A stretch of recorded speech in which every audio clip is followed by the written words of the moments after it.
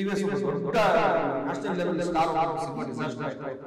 ಈಗ ನಾವಿಬ್ರು ಇಂಟರ್ವ್ಯೂ ಮಾಡ್ತಾ ಇದ್ದೀವಿ. ನಾವು ಫ್ರೆಂಡ್ಸ್ ದುಶ್ಮನಿಗಳು ಸರ್. ಫ್ರೆಂಡ್ಸ್ ಅಂತ ಹೇಳಕ್ಕಾಗಲ್ಲ, ದುಶ್ಮನ್ಸ್ ಅಂತ ಹೇಳಕ್ಕಾಗಲ್ಲ ಅಲ್ವಾ. ಫಸ್ಟ್ ಫಿಲಮ್ ರೋಸ್ ಸಿನಿಮಾ ಬಿಟ್ಬಿಟ್ರೆ ಅಂತ ಇಟ್ಟೇನು ಕೊಡ್ಲಿಲ್ಲ ಶ್ರಾವ್ಯ ಅವರು. ಆದ್ರೂ ಏನಕ್ಕೆ ಸರ್ ಚೂಸ್ ಮಾಡ್ಕೊಂಡು? ಸೊ ಏನಂದ್ರೆ ನನಗೆ ಫಸ್ಟ್ ಎಕ್ಸ್ಪೀರಿಯನ್ಸ್ ಮಾಡಿದ್ದು ಎಲ್ಲ ಮಾಡ್ಬೋದು ಈಸಿ, ಬಟ್ ಐಟಮ್ಸ್ ಆಗಿ ಮಾಡ್ಬೇಕಂದ್ರೆ ಸಾಕಾಗ್ತದೆ, ನರ್ವಸ್ ಆಗ್ತಾವೆ. ಯಾಕೆ ಅಂತಂದ್ರೆ ಎಲ್ಲರ ಮುಂದೆನೂ ಅಂದ್ರೆ ಎಲ್ಲರ ಮುಂದೆ ಈ ತರ ಎಲ್ಲ ಕ್ವಶನ್ ಕೇಳಿದ್ರೆ ಅಲ್ಲ ನೀವು ಡೈರೆಕ್ಟರ್ ಮುಂದೆ ಕೂತಿದ್ರೆ ನಾನು ಮಾತಾಡ್ತಾ ಇಲ್ಲ, ಹಿಂದೆನೂ ಮಾತಾಡಿದ್ದೀನಿ. ಹಿಂದೆನೂ ಸುಮಾರು ಮಾತಾಡಿದ್ದೀರಾ. ಈಗ ಮೆಜೆಸ್ಟಿಕ್ ಎಲ್ಲರೂ ಬಸ್ ಹತ್ತಕ್ಕೆ ಬರೋದು, ಬಟ್ ಅವ್ರದ್ದೇ ಆದ ಒಂದು ಕಥೆಗಳಿರ್ತಾರೆ. ಯಾವ ಸೀನ್ ಕಷ್ಟ ಆಯ್ತು ಅಂತ ಕೇಳಿದ್ರ ಅವ್ರ ಫೋಕಸ್ ಎಲ್ಲಿದೆ, ಐಟಮ್ಸ್ ಆಗಿ ಎಕ್ಸ್ಪೀರಿಯನ್ಸ್ ಎಲ್ಲಿ, what A taste mister Madhu, I like it. ಉದ್ದೇಶ ಅದಲ್ಲ ಸರ್. ಇಲ್ಲೇನು ಲಿಪ್ಸ್ಟಿಕ್ ಹಾಕಿದ್ದಾರೆ, ಇದು ಲಿಪ್ಸ್ಟಿಕ್ ಎಲ್ಲ ಸಿನಿಮಾದಲ್ಲಿ ಪ್ರಮೋಷನಲ್ ಮಾಡ್ಬೋ ಹಾಕ್ಬೋದು ಅಂತ ಅವ್ರು ಕೇಳಿದ್ದು ಹೇಳ್ತಾರೆ. ಕ್ಯಾನ್ಲಿಶ್ ಮೀಡಿಯಾ ನೋಡ್ತಾರೋ ಎಲ್ಲ ವೀಕ್ಷಕರಿಗೂ ನಮಸ್ಕಾರ. ನಾನು ನಿಮ್ಮ ಮಧುಸೂದನ್. ಇವತ್ತು ಕೂಡ ಒಂದು ಹೊಸ ಸಿನಿಮಾ ತಂಡದ ಜೊತೆ ಬಂದಿದ್ದೀನಿ ನಿಮ್ಮ ಮುಂದೆ. ಸೊ ಆಲ್ರೆಡಿ ತಮ್ಮನೇಲಿ ನೋಡಿದ ತಕ್ಷಣ ನಿಮ್ಮೆಲ್ಲರಿಗೂ ಗೊತ್ತಾಗುತ್ತೆ ಯಾರು ಇದ್ದಾರೆ ನಮ್ಮ ಜೊತೆ, ಏನು ಮಾತಾಡಕ್ ಹೊರಟಿದೀವಿ ಅಂತ. ಸೊ ಸಂಜು ಮತ್ತು ಗೀತಾ ಅಲ್ಲ, ಸಂಜು ಮತ್ತು ಸರಸ್ವತಿ ನಮ್ಮ ಜೊತೆ ಇದ್ದಾರೆ. ಸೊ ಅವ್ರ ಜೊತೆ ಇವತ್ತು ನಾವು ಸಂಜು ಸಿನಿಮಾದ ಬಗ್ಗೆ ಮಾತಾಡ್ತಾ ಇದೀವಿ. ಡೈರೆಕ್ಟರ್ ಯತಿರಾಜ್ ಸರ್ ಇದ್ದಾರೆ, ಜೊತೆಗೆ ಹೀರೋ ಮನ್ವಿತ್ ಇದ್ದಾರೆ, ಜೊತೆಗೆ ಹೀರೋಯಿನ್ ಶ್ರಾವ್ಯ ಆಗಿದ್ರು, ಈಗ ಸಾತ್ವಿಕ ಆಗಿದ್ದಾರೆ. ಸೊ ಜೊತೆಗೆ ನಮ್ಮ ಮ್ಯೂಸಿಕ್ ಡೈರೆಕ್ಟರ್ ಇದ್ದಾರೆ. ಸೊ ಇವರೆಲ್ಲರ ಜೊತೆ ಒಂದಷ್ಟು ಮಾತುಕತೆ ನಡೆಸೋಣ. ಫಸ್ಟ್ ನಮ್ಮ ಡೈರೆಕ್ಟರ್ನ ಮಾತಾಡ್ಸೋಣ. ಸರ್ ಎಲ್ಲ ಹೇಗಿದ್ದೀರಾ ಸರ್? ಎಲ್ಲ ಹೇಗಿದೀವಾ? ಸಿನಿಮಾ ರಿಲೀಸ್ ಹತ್ರ ಬಂದಿದೀವಲ್ಲ, ಎಲ್ಲರಿಗೂ ಸ್ವಲ್ಪ ಟೆನ್ಷನ್ ಅಲ್ಲಿ ಇದೀವಿ. ಹೆಂಗಾಗುತ್ತೆ ಏನಾಗುತ್ತೆ ಅನ್ನೋ ಭಯ ಗಾಬರಿ ಎಲ್ಲ ಇದ್ದೇ ಇರುತ್ತೆ. ಆ ಮೂಡದೇ ಇದೆ ಸರ್. ಸಂಜು ಮೂವಿ ಪ್ರಮೋಷನ್ ಅಂದ ತಕ್ಷಣ, ಇಂಟರ್ವ್ಯೂ ಅಂದ ತಕ್ಷಣ ನನಗೆ ಪರ್ಸ್ನಲಿ ಒಂದು ಕ್ವಶನ್ ಬಂತು. ಏನಪ್ಪ ಇದು ಡೈರೆಕ್ಟ್ರು ಸಂಜು ಅಂತ ಇಟ್ಕೊಂಡಿದ್ದಾರೆ, ಸಂಜು ವೆಟ್ಸ್ ಗೀತಾ 1 ಹಿಟ್ ಆಯಿತು, ಸಂಜು ವೆಟ್ಸ್ ಗೀತಾ 2 ಚೆನ್ನಾಗಿ ನಡೀತಾ ಇದೆ, ಪ್ರಮೋಷನ್ಸ್ ಎಲ್ಲ ಚೆನ್ನಾಗಿ ಆಗ್ತದೆ, ಅದೇ ಒಂದು ವೇವಲ್ಲಿ ಹೋಗ್ಬಿಡೋಣ ಸಂಜು ಅಂತ ಇಟ್ಕೊಂಡು ಅಂತ ಏನಾರು ಸ್ಟಾರ್ಟ್ ಮಾಡ್ಕೊಂಡ್ರೆ ಹೆಂಗೆ? ನಾನು ಸಂಜು ಟೈಟ್ಲ್ ಇಟ್ಟಾಗ ಸಂಜು ವೆಟ್ಸ್ ಗೀತಾ ಮಾತ್ರ ಬಂದಿತ್ತು. ಸಂಜು ವೆಟ್ಸ್ ಪಾರ್ಟ್ 2 ಶುರು ಆಗಿರಲಿಲ್ಲ. ನಾವು ಅನೌನ್ಸ್ ಮಾಡಿ ಸಿನಿಮಾ ಶೂಟಿಂಗ್ ಶುರು ಆದಮೇಲೆ ಆ್ಯಕ್ಚುಲಿ ಅದು ಬಂದಿದ್ದು. ನಮ್ಮ ಸ್ವಲ್ಪ ಡಿಲೇ ಆಗಿದೆ ಸಿನಿಮಾ ಒಂಚೂರು. ಸೊ ಆಗ ನಮ್ಮ ಸಿನಿಮಾ ಶುರು ಆಗಿಬಿಟ್ಟಿತ್ತು. ಬಟ್ ಸಂಜು ಇಡೋದಕ್ಕೆ ಬೇಸಿಕಲಿ ಸಂಜು ಒಂದು ಪಾಸಿಟಿವ್ ವೈಬ್ ಅಂತ ಅನ್ಸುತ್ತೆ. ಶಂಕರ್ ನಾಗೂರ್ ಸಿನಿಮಾಯಿಂದ ಬಂದಿರೋದು. ಅದು ಕೆಲವ್ರು ಗೊತ್ತಿರ್ಬೋದು, ಕೆಲವ್ರು ಗೊತ್ತಿಲ್ಲ. ಗೀತಾ ಅನ್ನೋ ಸಿನಿಮಾದಲ್ಲಿ ಅವ್ರ ಕ್ಯಾರೆಕ್ಟರ್ ಸಂಜಯ್ ಅಂತ ಹೆಸರಿಟ್ಟಿರ್ತಾರೆ, ಆ ಹೀರೋಯಿನ್ ಗೀತಾ ಆಗಿರ್ತಾರೆ. ಅದೇ ಥರ ಆ ಕಾರಣಕ್ಕೆ ನಾಗಶೇಖರ್ ಸಂಜು ವೆಟ್ಸ್ ಗೀತಾ ಅಂತ ಮಾಡ್ಕೊಂಡಿದ್ರು. ಅದನ್ನೇ ಪಾರ್ಟ್ 2 ಮಾಡ್ತಿದ್ದಾರೆ. ನನಗೆ ಸಂಜು ಏನು ಅಂತ ಬಂತು ಅಂದರೆ, ನನಗೆ ಹಿಂದಿ ಸಂಜು ಕೂಡ ನನಗೆ ಪಾಸಿಟಿವ್ ಅಂತ. ಸಂಜಯ್ ದತ್ ಆ ಸಿನಿಮಾ ಕೂಡ ಹಿಟ್ ಆಗಿದ್ರಿಂದ ಒಂದು ಪಾಸಿಟಿವ್ ವೈಬ್ ಇದೆ. ಸೊ ಆಮೇಲೆ ಕ್ಯಾರೆಕ್ಟರ್ಗೆ ಒಂದೊಂಥರ cute character, decent character, normal ಪಕ್ಕದ ಮನೆ ಹುಡುಗನ ಪಾತ್ರ. ತುಂಬ ಏನೋ ಬೇರೆ ಬೇರೆ ಥರ ಹೆಸರು ನನಗೆ ಫೀಲ್ ಸಿಗಲಿಲ್ಲ. ಒಂದು ಸಲ ಅದು ಫ್ರೀಸ್ ಆಗಿದ ತಕ್ಷಣ ನಾನು ಹೀರೋಗೆ ಡೈರೆಕ್ಟರ್ಗೆಲ್ಲ ಹೇಳಿದೆ, ಚೆನ್ನಾಗಿದೆ ಸರ್, ಇದೇ ಇಟ್ಬಿಡೋಣ ಅಂದರು. ಅದು ಹಾಗೆ ಇಟ್ಬಿಟ್ಟು ತುಂಬ ಏನು ತಲೆ ಕೆಡಿಸ್ಕೊಂಡೇನು ಇರಲಿಲ್ಲ. ಬಟ್ ಸಂಜು ವೆಟ್ಸ್ ಪಾರ್ಟ್ 2 ಶುರು ಆಗಿರಲಿಲ್ಲ ಆ್ಯಕ್ಚುಲಿ. ಅಂದರೆ ನನಗನ್ಸಿದ್ದು ಅದೇ ವೇವಲ್ಲಿ ಏನಾರು ಹೋಗ್ತಾ ಇದ್ದಾರೆ, ಹಂಗೆ ಹಿಟ್ ಆಗ್ಬಿಡೋಣ ಇದರಲ್ಲೂ ಅದೇ ಹೆಸರಲ್ಲಿ. ಹಿಟ್ ಆಗಬೇಕು ಅನ್ನೋ ಆಸೆ ದುರಾಸೆ ಎಲ್ರಿಗೂ ಇದ್ದೇ ಇರುತ್ತೆ, ಅದಿರಲ್ಲ ಅಂತಲ್ಲ. ಬಟ್ ಹೇಳಿದ್ನಲ್ಲ, ಸಂಜು ವೆಟ್ಸ್ ಗೀತಾ ಬಂದು ಹೋಗಿತ್ತಲ್ಲ, ಅದ್ರದ್ದು ಬರೀ ಸಂಜು ಮಾತ್ರ ಎತ್ಕೊಳ್ತಾ ಇದ್ದೀವಿ ಅಂದ್ಕೊಂಡು ನಾನು ಮಾಡ್ಕೊಂಡಿದ್ದು ಪ್ಲಾನ್. ಜೊತೆಗೆ ಹೀರೋಯಿನ್ ಶ್ರಾವ್ಯ ಅವ್ರು ಹೆಂಗಿದ್ದಾರೆ, ಸಾತ್ವಿಕ ಅವ್ರು ಹೆಂಗಿದ್ದಾರೆ ಅಂತ ಕೇಳಂಗೆ ಇಲ್ಲ. ಇಷ್ಟು ಚೆನ್ನಾಗಿ ಕಾಣಿಸ್ತವ್ರೆ, ಹೆಂಗಿದೆಯಾ ಅಂತ ಕೇಳ್ತಿಲ್ಲ.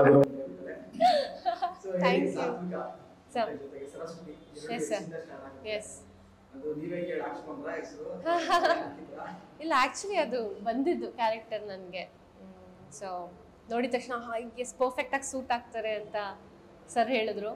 ನನಗೆ ಒಂದು ಸ್ವಲ್ಪ ನನ್ನ ಗತಿ ಏನೂ ಗೊತ್ತಿಲ್ಲ, ಜಸ್ಟ್ 1 ಲೈನ್ ಕೇಳಿದೆ ನನ್ನ ಕ್ಯಾರೆಕ್ಟರ್ ಬಗ್ಗೆ. ಏನಿಲ್ಲಮ್ಮ, ವೆರಿ ಸಿಂಪಲ್, ನೀನು ಇವಾಗ ಹೆಂಗಿದ್ಯಾ ಹಂಗೆ ಅಂತ ಹೇಳಿದ್ರು.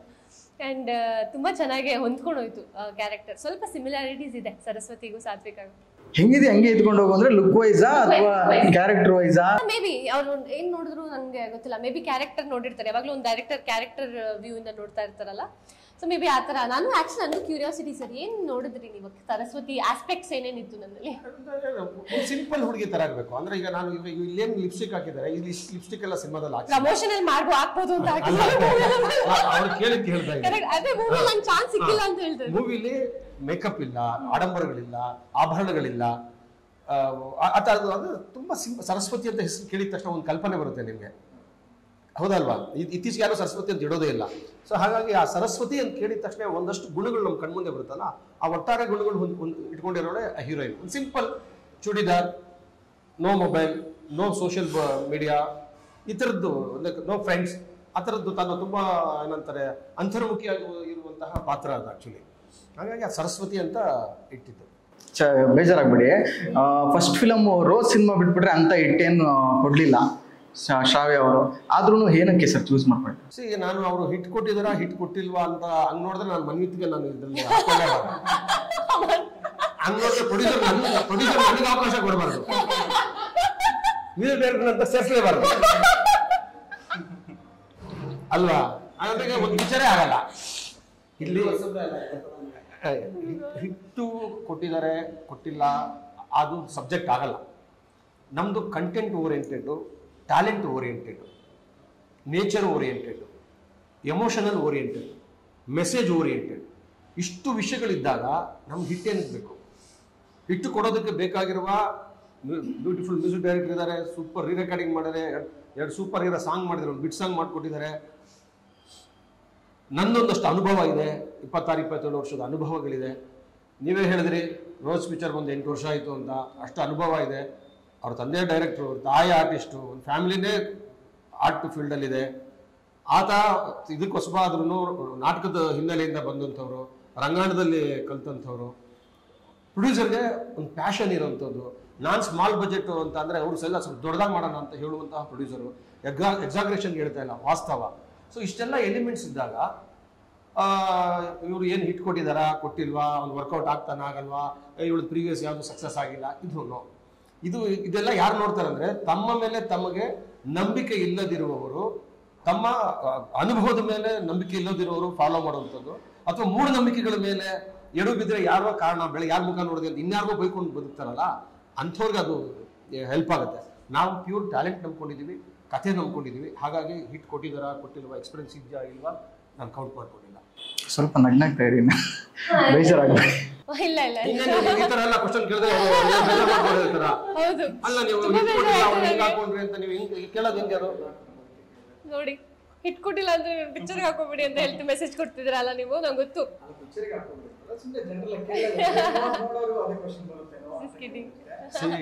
ಎಲ್ಲರಿಗೂ ಸೋಲು ಗೆಲುವು ಇದ್ದೇ ಇರುತ್ತೆ.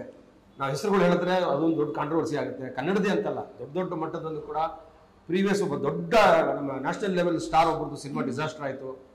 ಅದಕ್ಕೆ ಕಾರಣಗಳು ಯಾರು? ದೊಡ್ಡ ಡೈರೆಕ್ಟರ್ ಮಾಡಿದ್ದಂಥದ್ದು. ತಮಿಳ್ ಸಿನಿಮಾ ಅಂತ ಮಾತ್ರ ಹೇಳ್ತೀನಿ, ಅದನ್ನ ಡಿಸಾಸ್ಟರ್ ಆಗೋಯ್ತು.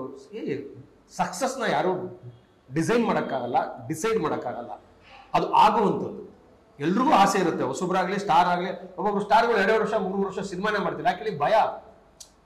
ಮಾಡಿದ್ರೆ ಅಚ್ಚುಕಟ್ಟಾಗೇ ಮಾಡುವ ಪ್ಲಾನಿಂಗಲ್ಲೇ 3 ವರ್ಷ ಕಳೀತಾರೆ. ನಾವು ಹೊಸಬ್ರಿದ್ದಾಗ ನಮ್ಗೆ ಆ ಭಯ ಇರೋದಿಲ್ಲ, ಈ ಭಯ ಇರುತ್ತೆ. ಅಂದರೆ ಹೇಗಾರು ಮಾಡಿ ಒಂದು ಸಕ್ಸಸ್ ಬೇಕೇ ಬೇಕು ಅಂತ ಪ್ರಯತ್ನ ಪಟ್ಟಿದ್ದೀವಿ. ಪ್ರಾಯಶಃ ನಿಮ್ಮ ಕ್ವಶನಿಂದನೋ ನಿಮ್ಮ ಹಾರೈಕೆಯಿಂದನೋ ಶ್ರಾವ್ಯ ಈ ಸಿನಿಮಾಯಿಂದ ಹಿಟ್ ಹೀರೋಯಿನ್ ಆಗಲಿ, ಹಿಟ್ ಹೀರೋ ಆಗಲಿ, ನಾನು ಒಳ್ಳೆ ಡೈರೆಕ್ಟರ್ ಆಗಲಿ, ಮ್ಯೂಸಿಕ್ ಡೈರೆಕ್ಟರ್ ಬಿಸಿ ಆಗಲಿ, ಆಗ್ಬೋದು. ನೋಡೋಣ, ಎಲ್ಲರೂ ಪ್ರಯತ್ನ ಎಕ್ಸಾಮ್ ಬರೆಯೋರೆಲ್ಲ ಪಾಸ್ ಆಗಬೇಕು ಅಂತ ತಾನೇ ಬರೀತಾನೆ. ಇಲ್ಲ ಎಕ್ಸಾಮಲ್ಲಿ ಯಾಕೆ ಹೋಗ್ತಾನೆ ಅವನು? ಚಕ್ಕರ್ ಹೊಡೋದು ಯಾವ್ದಾದ್ರು ಒಂದು ಪಿಕ್ಚರ್ ಮಾನಿಷ ಹೋಗ್ಬಿಡೋದಲ್ಲ. ಖಂಡಿತ. ಅಂದ್ರೆ ಸರ್ ನೀವು ಹೇಳಿದ್ದಕ್ಕೆ ಕೇಳ್ತಾ ಇದ್ದೀನಿ, ಅಂದ್ರೆ ನಮ್ಮ ಕನ್ನಡದಲ್ಲೂ ಹೀರೋಗಳು 2 ವರ್ಷ 3 ವರ್ಷ ಬಿಟ್ಬಿಟ್ಟು ಸಿನಿಮಾ ಮಾಡ್ತಾರೆ ಅಂದ್ರೆ ಅವ್ರಿಗೊಂದು ಭಯ ಕಾಡ್ತಾ ಇದೆ ಅಂತ ಅನ್ಸುತ್ತಾ ನಿಮ್ಗೆ? 100%. ಮೊದಲೆಲ್ಲ ನೋಡಿ ವರ್ಷಕ್ಕೆ 2-3 ಸಿನಿಮಾ ಬರೋದು.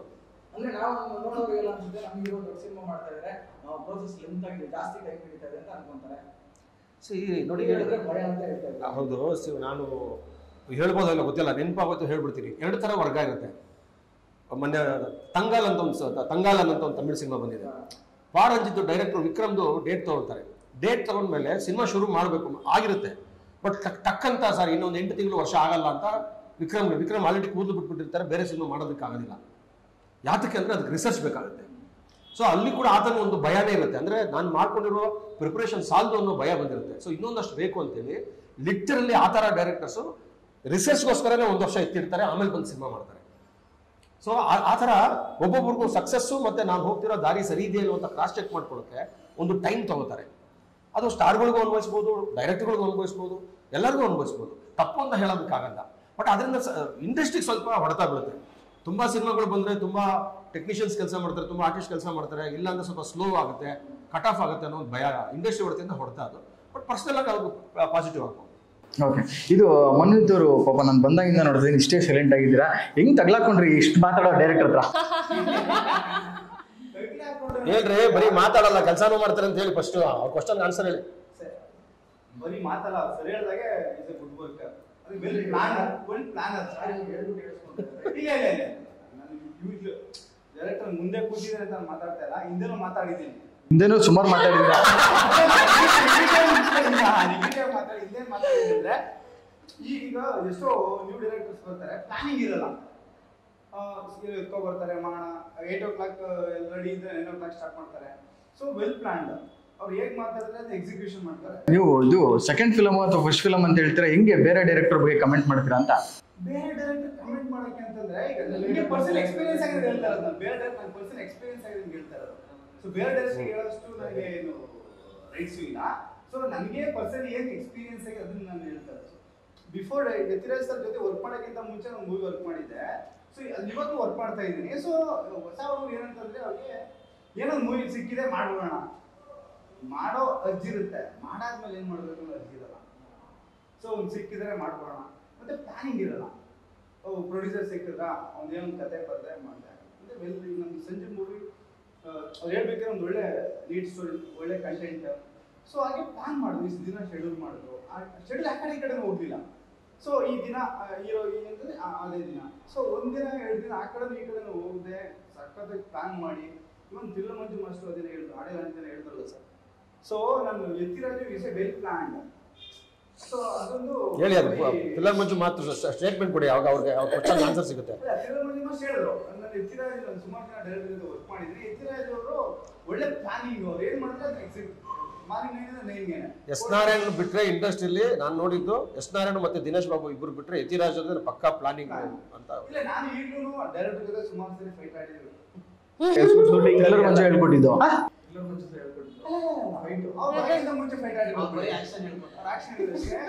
ಫೈಟ್ ಆಲ್ರೆಡಿ ಮಾಡಿದ್ರು. ಪ್ರೀ ಪ್ರೊಡಕ್ಷನ್ ಫೈಟ್ ಆಗಿದೆ, ಪ್ರೊಡಕ್ಷನ್ ಟೈಮಲ್ಲಿ, ಶೂಟಿಂಗ್ ಟೈಮಲ್ಲಿ ಫೈಟ್ ಆಗಿದೆ, ಪೋಸ್ಟ್ ಪ್ರೊಡಕ್ಷನ್ ಆಗಿದೆ. ಫೈಲ್ ಏನಂದ್ರೆ ಒಂದು ಒಳ್ಳೆ ಔಟ್ಪುಟ್ ತಂದಿದ್ದೀವಿ. ಆದ್ರೆ ನಾನು ಇವಾಗಲೂ ಏನು ಖುಷಿ ಅಂತಂದ್ರೆ ಸಖತ್ತು ಸರ್ಕಿಟ್ ಪ್ಲಾನಿಂಗ್. ಇವನ್ ನನಗೂ ಅಷ್ಟು ಭಯ ಯಾವ ರೀತಿ ಪ್ಲಾನ್ ಮಾಡೋಕ್ಕಾಗಲ್ಲ. ನಾನು ಡೈರೆಕ್ಟ್ ಹೋಗ್ತಾ ಇಲ್ಲ, ಇರೋ ಫ್ಯಾಕ್ಟ್ ಹೇಳ್ತಿದ್ದೀನಿ. ಅಲ್ಲ, ಈಗ ನನ್ ಕ್ವಶನ್ನೇ ಬಿಟ್ಬಿಟ್ರಲ್ಲ ನೀವು, ಕ್ವಶನ್ನೇ ಮರ್ತ್ಬಿಟ್ರಲ್ಲ ನೀವು.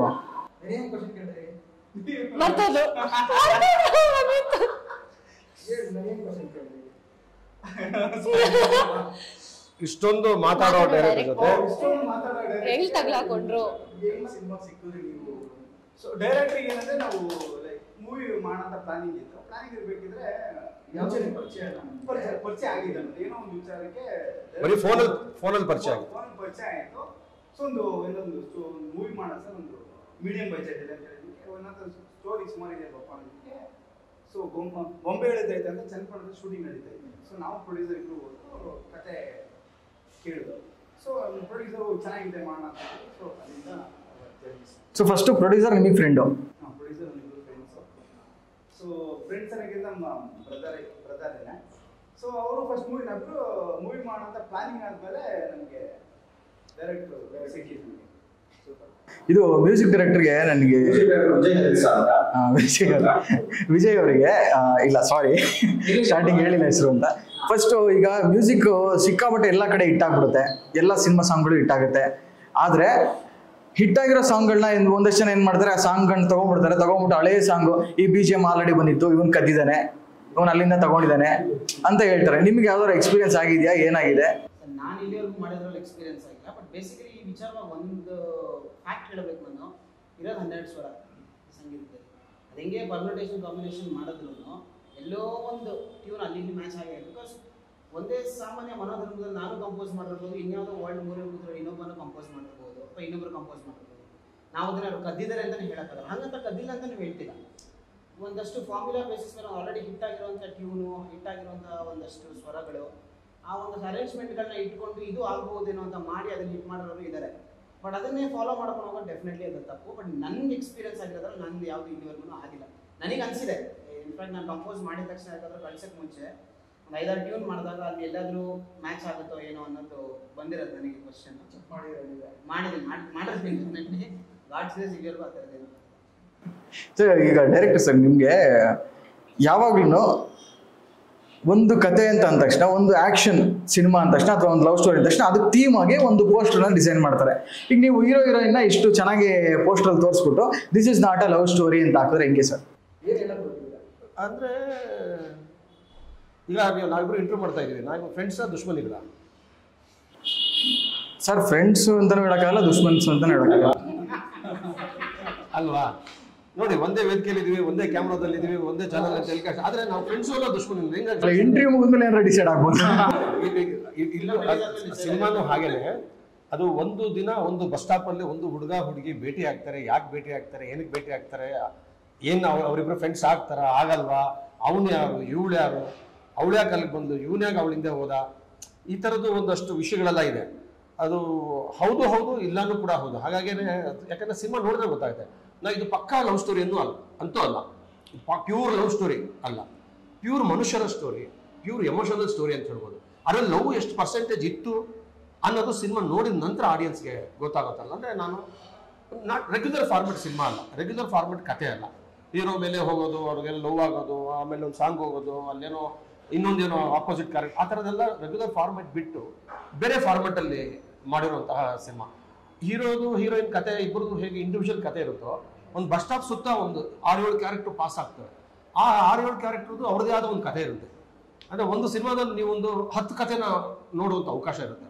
ಸೊ ಇದರಲ್ಲಿ ಇವರಿಬ್ಬರ ನಡುವೆ ಎಷ್ಟು ಪರ್ಸೆಂಟೇಜ್ ಪ್ರೀತಿ ಇತ್ತು, ಯಾವ ಹಂತದಲ್ಲಿ ಆಯಿತು, ಅದು ಉಳಿತಾ ಉಳಿಲಿಲ್ವಾ ಅನ್ನೋ ಒಂದು ಕುತೂಹಲದ ಒಂದು ಬೇರೆ ಥರದ ನಾಟು. ಹಾಗಾಗಿ it's not A love story ಅಂತಾನು ಹೇಳಿದೆ. ಅಂದರೆ ಲವ್ ಇದೆ, ಎಷ್ಟು ಮಟ್ಟಿಗಿದೆ ಅದು ಆಡಿಯನ್ಸ್ ಮೇಲೆ ಬಿಡ್ತೀನಿ, ಅವ್ರು ಹೆಂಗ್ ತಗೊಂಡ್ರೆ ಅದ್ರ ಮೇಲೆ. ಸೊ ಸಾತ್ವಿಕ ಅವರು ಸರಸ್ವತಿಯಾಗಿ ಬದಲಾಗಿದ್ದ ಕತೆ ಹೇಳಿ, ಏನೇನು ಪ್ರಿಪ್ರೇಷನ್ ಮಾಡ್ಕೊಂಡ್ರಿ, ಹಿಂಗ್ ರೆಡಿ ಆದ್ರಿ, ಡೈರೆಕ್ಟರ್ ಹೆಂಗ್ ಪಿಚ್ ಮಾಡಿದ್ರು? ಸೊ ಅಮ್ಮನ ಕಡೆಯಿಂದ ಬಂದಿದ್ದು ಆ್ಯಕ್ಚುಲಿ. ಈ ಥರ ನನ್ನ ಫ್ರೆಂಡ್ ಒಬ್ರು ಯತಿರಾಜ್ ಅಂತ ಮಾಡ್ತಿದ್ದಾರೆ ಸಿನಿಮಾ ಅಂತ ನಾನು ಹೋದೆ ಆಫೀಸ್ಗೆ ಹೋಗಿದ ತಕ್ಷಣ ಸರ್ ನಾನು ಹೇಳಿದ್ನಲ್ಲ ಒಂದು ಲೈನ್ ಹೇಳಿದ್ರು ಆ್ಯಂಡ್ ಈ ವಾಸ್ ಫಿಕ್ಸ್ಡ್. ಓಕೆ, ತುಂಬ ಚೆನ್ನಾಗಿ ಕಾಣುತ್ತೆ ಈ ಕ್ಯಾರೆಕ್ಟರ್ ನಿನಗೆ ಅಂದ್ಬಿಟ್ಟು ನನಗೆ ಯಾವಾಗ ಅವರು ಒಂದು ಲೈನ್ ನರೇಟ್ ಮಾಡ್ತಾ ಹೋದ್ರು, ನನಗೆ ಆ 70% ಗೊತ್ತಿತ್ತು ದ್ಯಾಟ್ ನಾನು ಪುಲ್ ಆಫ್ ಮಾಡ್ಬೋದು ಈ ಕ್ಯಾರೆಕ್ಟರ್ನ ಅಂತ. ಬಿಕಾಸ್ ತುಂಬ ಸಿಮಿಲಾರಿಟೀಸ್ ಇದೆ ಕ್ಯಾರೆಕ್ಟರ್ಗೆ ಅಥವಾ ನಾನು ಇರೋದಕ್ಕೆ. ಆಮೇಲೆ ಫೇಸ್ ಕಾರ್ಡ್ ತುಂಬ ಸಿಮಿಲರ್, ಆ ಸರಸ್ವತಿ ಕ್ಯಾರೆಕ್ಟರ್ಗೆ ಸಿಮಿಲರ್ ಅಂತ ಅನಿಸ್ತು. ನಾನು ಶೂಟಿಂಗ್ ಹೋಗೋಕೆ ಮುಂಚೆ ನಾನು ಸ್ವಲ್ಪ ಪ್ರೆಪ್ಸ್ ಮಾಡ್ಕೋತೀನಿ. ಅಂದರೆ ಈ ಕ್ಯಾರೆಕ್ಟರ್ಗೆ ಹೆಂಗೆ ಮಾತಾಡಬೇಕು, ಯಾವ ಟೋನಲ್ಲಿ ಮಾತಾಡಬೇಕು, ಅಥವಾ ಹೆಂಗೆ ಕಾಣಬೇಕು, ಕಣ್ಣು ಎಷ್ಟು ವೈಡ್ ಓಪನ್ ಮಾಡು, ಸೊ ಇದು ಬೇಸಿಕ್ ಥಿಂಗ್ಸ್. ಬಟ್ ಅದ್ರಲ್ಲಿ ನಂಗೆ ತುಂಬ ಈಸಿ ಆಯಿತು ಬಿಕಾಸ್ ತುಂಬ ಸಿಮಿಲಾರಿಟೀಸ್ ಇರೋದ್ರಿಂದ. ಆ ನಡವಳಿಕೆ, ಆ ಒಂದು ಮಾತಾಡೋ ರೀತಿ, ಆ ಪ್ಲೆಸೆಂಟ್ ಕ್ಯಾರೆಕ್ಟರ್. ಸೊ ಆಮೇಲೆ ಸ್ವಲ್ಪ ಇಂಟ್ರೋವರ್ಟ್ ಕ್ಯಾರೆಕ್ಟರ್ಸ್ ಅದೆಲ್ಲ ತುಂಬ ಈಸಿ ಆಯಿತು ನನಗೆ. Actually it is not a task, easy ಆಯಿತು. ಈಗ ಮನ್ವಿತ್ ಅವರು ಈಗ ಬಸ್ ಸ್ಟ್ಯಾಂಡ್ ಲವ್ ಸ್ಟೋರಿ ಅಂತ ಹೇಳಿದ್ರು.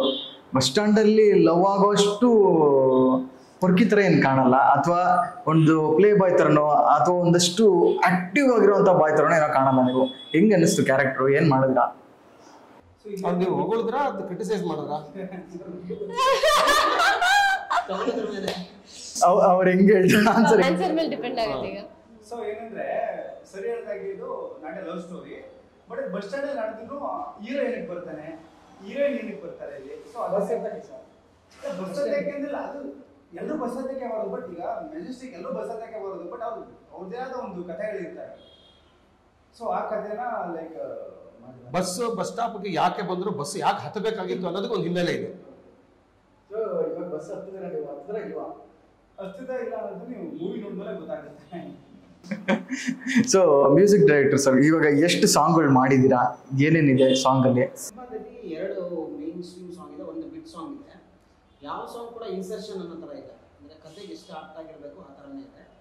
2 ಸಾಂಗ್ ಕೂಡ ರಿಲೀಸ್ ಆಗಿದೆ. ಒಂದು ಮಿಟಿಕ್ಲಾಡಿ ಅಂತ ಒಂದು ಸಾಂಗು, ಮತ್ತು ಇನ್ನೊಂದು ಮತ್ತೆ ಮತ್ತೆ ಮೀಡಿಯಾದಿಂದ ಒಂದು ರೊಮ್ಯಾಂಟಿಕ್ ಸಾಂಗ್ ರಿಲೀಸ್ ಆಗಿದೆ. ಇನ್ನೊಂದು ಸಾಂಗ್ ಇನ್ನೇನು ರಿಲೀಸ್ ಆಗೋ ಇದೆ.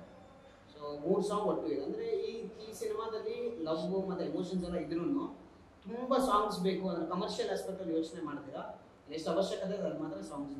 ಇವನ್ ಅದು ಬಿಟ್ ಸಾಂಗ್ ಕೂಡ ಮೊದಲೇ ಪ್ಲಾನ್ ಆಗಿರಲಿಲ್ಲ. ಮ್ಯೂಸಿಕಲ್ಗಂತೂ ಬಿಟ್ಟಿದ್ವಿ 1 ನಿಮಿಷ ಮ್ಯೂಸಿಕಲ್ ಮೇಲೆ ಹೋಗೋಣ ಅಂತ. ಬಟ್ ನಾವು ಎಡಿಟಿಂಗ್ ಎಲ್ಲ ಆದ್ಮೇಲೆ ಆ್ಯಕ್ಚುಲಿ ನಾನು ಸರ್ ಕೂತಿದ್ದಾಗ ಇಲ್ಲಿ ಏನು ಮಾಡಬೇಕು ಅಂತ ಗ್ಯಾಪ್ ಬಿಟ್ಟಿದ್ದೆ ನನಗೆ.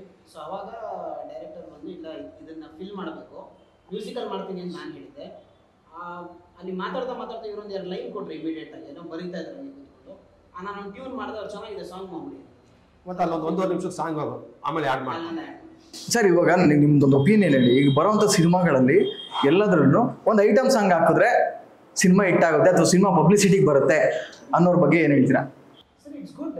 Basically I support that category of people because definitely song ಅನ್ನೋದು ಇಟ್ಸ್ ಅನ್ ಇನ್ವಿಟೇಷನ್ ಅಲ್ಲ ಸರ್. ಯಾರನ್ನ ಬರಬೇಕು ಐಟಮ್ ಸಾಂಗ್ ಸರ್ ಅದು ಕ್ಲಾಸ್ ಆಫ್ ಆಡಿಯನ್ಸ್ ರೀಚ್ ಆಗುತ್ತೆ ಸರ್. ಅಂದ್ರೆ ಇವಾಗ ಮಾಸ್ ಇಷ್ಟಪಡೋದು ಕ್ಲಾಸ್ ಇಷ್ಟಪಡೋದನ್ನ ಡಿಫೈನ್ ಮಾಡಿದಾಗ ಪ್ರಪೋರ್ಷನ್ ಡೆಫಿನೆಟ್ಲಿ ಈಕ್ವಲ್ ಆಗಂತೂ ಇರಲ್ಲ. ಇವಾಗ ನಮಗೆ ಆದ್ರೂ ನಾವೆಲ್ಲ ಆಚೆ ಈಚೆ ಹೋಗ್ತೀವಿ, ಒಂದು ಅಕೇಶನಲ್ ಸೇರಿದ್ವಿ ಅಂದರೆ ನಾವು ಕುಣಿಬೇಕು ಅನ್ನೋದಕ್ಕೆ ಸ್ಪೀಕರ್ ಸೌಂಡ್ ಹಾಕಿ ಮಾಡೋ ಅಂತ ಹೇಳ್ತೀವಿ. ಸೊ ಡೆಫಿನೆಟ್ಲಿ ಕ್ಲಾಸ್ ಆಫ್ ಆಡಿಯನ್ಸಿಗೆ ರೀಚ್ ಆಗೋದಕ್ಕೆ ಈಸಿ ಇರೋದು ಒಂದು item songs definitely. But of course ಅದನ್ನು ಸಿನಿಮಾದಲ್ಲಿ ಇನ್ಸರ್ಷನ್ ಅಂತ ಇರಬಾರ್ದು, ಸೀಕ್ವೆನ್ಸ್ ಡಿಮ್ಯಾಂಡ್ ಮಾಡೋದೇ ಹಾಕಬೇಕು. ಬಟ್ ಅದನ್ನ ಹಾಕಿ ಜನನ ಸಿನಿಮಾ ಕರ್ಸ್ಕೊಳ್ಳೋದಕ್ಕೆ ಐಟಮ್ ಸಾಂಗ್ ಮಾಡೋದು ತಪ್ಪಲ್ಲ ಅನ್ನೋದು ನನ್ನ ಭಾವನೆ. ನಮ್ಮ ಸಿನಿಮಾದಲ್ಲಿ ಒಂದು ಆ ಥರದ ಒಂದು ಸಾಂಗ್ ಇದೆ, ಅದನ್ನ ನೀವು ಐಟಮ್ ಸಾಂಗ್ ಅಂತ ಅನ್ಬೋದು, ಎಣ್ಣೆ ಸಾಂಗ್ ಅಂತ ಅನ್ಬೋದು, ಪ್ಯಾಥೋ ಸಾಂಗ್ ಅಂತ ಅನ್ಬೋದು. ಸೊ ಮೂರು ಸಾಂಗ್ನ ಸೇರಿಸಿ ಒಂದು ಸಾಂಗ್ ಮಾಡ್ಕೊಂಡಿದ್ದೀವಿ. ಅಂದ್ರೆ ಬರೀ ಐಟಮ್ ಅಂದ ತಕ್ಷಣ ಒಂದು ಗ್ಲಾಮರ್ ಮೇಲೆ ಹೋಗುವಂಥದ್ದು ಕಂಟೆಂಟ್ ಆಗುತ್ತೆ. ಬಟ್ ನಾವು ಅದ್ರ ಮೇಲೆ ಫೋಕಸ್ ಮಾಡಿಲ್ಲ. ಒಂದು ಹುಡುಗಿನೂ ಇದ್ದಾರೆ, ಇವೊಂದೊಂದು ಸಮಸ್ಯೆ ಆಗಿ ಒಂದು ಬಾರ್ ಹೋಗಿದ್ದಾನೆ, ಅಲ್ಲಿ ಒಂದು ಬಾರಲ್ಲಿ ಒಂದು ಸಾಂಗ್ ಆಗೋ ಥರದ್ದು ಪ್ಲಾನ್ ಮಾಡ್ಕೊಂಡಿದ್ದೀವಿ. ನಮ್ಮ ಮ್ಯೂಸಿಕ್ ಡೈರೆಕ್ಟರ್ ವಿಜಯ್ ಅವರು ಹೇಳಿದಾಗೆ ನಮ್ಮ ಸಿನಿಮಾ 5 to 2 ಸಾಂಗ್ ತೆಗೆದುಬಿಟ್ರೆ ಬೇರೆ ಥರದ ಸಿನಿಮಾ ಆಗುತ್ತೆ. ಬಿಸ್ನೆಸ್ ಪರ್ಪಸ್ ಆಗ್ಬೋದು, ಕಮರ್ಷಿಯಲ್ ಪರ್ಪಸ್ ಆಗ್ಬೋದು. ನಾವು ಸಿನಿಮಾಗಳು ಮಾಡ್ಬೇಕಾದ್ರೆ 2 ಫೈಟ್ ಇರಲಿ, 2 ಸಾಂಗ್ ಇರಲಿ ಅಂತ ಪ್ಲಾನಿಂಗ್ ಮಾಡ್ಕೊಳ್ತೀವಿ ಬೇಸಿಕಲಿ. ನಾನೆಲ್ಲ ಯಾರಾದ್ರೂ ಕೆಲವು ಸಲ ಡಿಪೆಂಡ್ಸ್ ಅಪಾನ್ ದ ಟೀಮ್. ಇಲ್ಲ ಟೀಮ್ ಎಲ್ಲ ಸೇರಿ ಫೈಟೇ ಬೇಡ ಸರ್ ಅಂದ್ರೆ ಫೈಟ್ ಇರಲ್ಲ. ಇಲ್ಲ ಟೀಮ್ ಎಲ್ಲ ಸರ್ ಇಲ್ಲ ಇದಕ್ಕೆ ಸಾಂಗ್ಸ್ ಬೇಡ ಸರ್ ಹಂಗೆ ಮಾಡೋಣ ಅಂದ್ರೆ ಕೆಲವು ಸಲ ಆಗಲ್ಲ. ಈ ಕ್ರೈಮ್ ಥ್ರಿಲ್ಲರ್ ಸಿನಿಮಾಗಳಲ್ಲಿ ಸಾಂಗ್ಸ್ ಹಾಕೋದಿಲ್ಲ, ಅದಕ್ಕೆ ಸ್ಪೇಸ್ ಇರೋದಿಲ್ಲ. ಬಟ್ ನಮ್ಮ ಲವ್ ಅಂಡ್ ಎಮೋಷನ್ ಹೋಗ್ಬೇಕಾದ್ರೆ ಅಲ್ಲೊಂದು ಚೂರು ಡಿಮ್ಯಾಂಡ್ ಮಾಡುತ್ತೆ, ಇಲ್ಲೊಂದು ಸಾಂಗ್ ಇರಬೇಕು ಅಂತ. ಸೊ ಹಾಗೆ ಸ್ಕ್ರಿಪ್ಟ್ ರಿಕ್ವೈರ್ ಮಾಡಿರೋದ್ರಿಂದ ನಮ್ಮಲ್ಲಿ ಒಂದು ಮಿಟುಕ್ಲಾಡಿ ಅನ್ನೋ ಒಂದು ಸಾಂಗ್ನ ಐಟಮ್ ಕಮ್ ಎಣ್ಣೆ ಸಾಂಗ್ ತರ ಪ್ಯಾಥೋ ಸಾಂಗ್ 3 ಮಿಕ್ಸ್ ಆಗಿರೋ ಒಂದು ಸಾಂಗ್ ಇದೆ. ಇನ್ನೊಂದು ಡುಯೆಟ್ ಸಾಂಗ್ ಇದೆ. ಯಾರು ಸರ್ ಮಿಟುಕ್ಲಾಡಿ ಕುಣಿದಿರೋದ ಸ್ವಪ್ನ ಅಂತ ಒಬ್ರು ಆರ್ಟಿಸ್ಟ್. ಅದು ಬಿಟ್ಟರೆ ಹೀರೋ ಇರ್ತಾರೆ, ಮದನ್ ಹಣ್ಣಿ ಕೊರಿಯೋಗ್ರಾಫರ್, ಅವರ ಡ್ಯಾನ್ಸರ್ಸ್ ಇರ್ತಾರೆ. ಹೆಂಗಿತ್ತು ಸರ್ ಎಕ್ಸ್ಪೀರಿಯನ್ಸ್? ನೋಡಿ ಇವರು ಐಟಮ್ ಸಾಂಗ್ ಇಟ್ಬಿಟ್ರೆ ಸಕ್ಸಸ್ ಆಗ್ಬಿಡುತ್ತೆ ಅನ್ನೋ ಭ್ರಮೆ ಇರುತ್ತಾ ಅಂತ ಕೇಳಿದ್ರು. ಎಲ್ಲ ಬಿಟ್ಬಿಟ್ಟು ಐಟಮ್ ಸಾಂಗ್ ಎಕ್ಸ್ಪೀರಿಯನ್ಸ್ ಹೆಂಗಿರುತ್ತೆ ಅಂತ ಕೇಳಿದೆ. ಹೀರೋಯಿನ್ ಜೊತೆ ಎಕ್ಸ್ಪೀರಿಯನ್ಸ್ ಹೆಂಗಿತ್ತು ಅಂತ ಕೇಳಿದ್ರ, ಡೈರೆಕ್ಟ್ ಕಷ್ಟ ಆಯ್ತು ಅಂತ ಕೇಳಿದ್ರ, ಯಾವ ಸೀನ್ ಕಷ್ಟ ಆಯ್ತು ಅಂತ ಕೇಳಿದ್ರ, ಅವ್ರ ಫೋಕಸ್ ಎಲ್ಲಿದೆ ಐಟಮ್ ಸಾಂಗ್ ಎಕ್ಸ್ಪೀರಿಯನ್ಸ್ ಹೆಂಗಿದೆ. What A taste mister Madhu, I like it. ಉದ್ದೇಶ ಅದಲ್ಲ ಸರ್, ಪಾಪ ಅವ್ರು ಇಷ್ಟು ಇನ್ನೋಸೆಂಟ್ ಆಗಿ ಕಾಣಿಸ್ತಾ ಇರಲ್ಲ, ಅವ್ರ ಐಟಮ್ ಸಾಂಗ್ ಹೆಂಗ್ ಪರ್ಫಾರ್ಮ್ ಮಾಡ್ಬೋದು ಅಂತ ಒಂದು ಕ್ಯೂರಿಯಾಸಿಟಿ. ತುಂಬಾ ಚೆನ್ನಾಗಿತ್ತು, ಲಿರಿಕ್ಸ್ ಎಂಜಾಯ್ ಮಾಡಿದೆ ಸರ್ ಅಂತ ಹೇಳ್ತೀರಾ ಅನ್ಕೊಂಡು. ಅವ್ರ ಮುಟ್ಟಕ್ಕೆ ಭಯ ಆಗ್ತಿತ್ತು, ಎಲ್ಲರೂ ಇದ್ರು ಅಂತ ಸರ್ ಹೇಳ್ತೀವಿ. ಏನು ಲಿರಿಕ್ಸ್ ಆಡಿಯೋ ಆಲ್ರೆಡಿ ಕೇಳಿರ್ತೀವಿ, ಲಿರಿಕ್ಸ್ ಮ್ಯೂಸಿಕ್ ಎಲ್ಲ ಕೇಳಿರ್ತೀವಿ. ನೀವು ಕೇಳ್ತಾ ಇರೋದು ಶೂಟಿಂಗ್ ಎಕ್ಸ್ಪೀರಿಯನ್ಸ್. ಅದಕ್ಕಿಂತ ಮೊದಲೇ ಕೇಳಿರ್ತೀನಿ. ಸ್ಟೆಪ್ಸ್ ಇತ್ತು, ಸೆಟ್ ಚೆನ್ನಾಗಿ ಹಾಕಿದ್ರು, ಡ್ಯಾನ್ಸರ್ಸ್ ಬ್ಯಾಕಪ್ ಚೆನ್ನಾಗಿದ್ರು. ಈಗ ಅದೆಲ್ಲ ನೋಡಿರ್ತೀವಿ. ಅಂದ್ರೆ ಈಗ ನೀವ್ ಹೇಳಿದ್ರಲ್ಲ ಇನ್ನೋಸೆಂಟ್ ತರ ಕಾಣ್ತೀಯ, ಹೇಗ್ ಮಾಡಿದೆ ಅಂತ 100% ನರ್ವಸ್ ಆಗೇ ಆಗ್ತೀವಿ.